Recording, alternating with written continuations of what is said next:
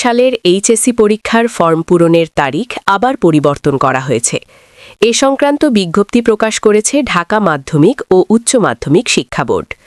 আজ মঙ্গলবার ৬ জানুয়ারি ২০২৬ প্রকাশিত বিজ্ঞপ্তিতে বলা হয়েছে ফর্ম পূরণ শুরু হবে আগামী ১ মার্চ থেকে। এর আগে আরও ২ বার ফর্ম পূরণের তারিখ ঘোষণা করে বিজ্ঞপ্তি প্রকাশ করেছিল ঢাকা শিক্ষা বোর্ড।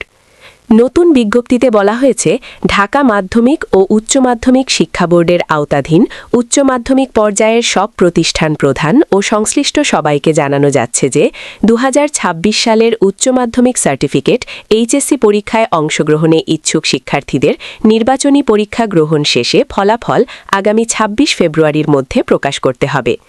উচ্চ মাধ্যমিক সার্টিফিকেট এইচএসসি পরীক্ষার ফর্ম পূরণ আগামী ১ মার্চ থেকে শুরু হবে। ফর্ম পূরণের সময়সূচি সহ পূর্ণাঙ্গ বিজ্ঞপ্তি যথাসময়ে ঢাকা শিক্ষা বোর্ডের ওয়েবসাইটে প্রকাশ করা হবে। যুক্তরাষ্ট্রে সবচেয়ে কম খরচে পড়াশোনার ১০ বিশ্ববিদ্যালয়। এ বিজ্ঞপ্তিতে আরও উল্লেখ করা হয় ঢাকা শিক্ষা বোর্ডের ৪-১-২০২৬ সালের বিজ্ঞপ্তিটি বাতিল করা হলো। বিষয়টি অতীব জরুরি।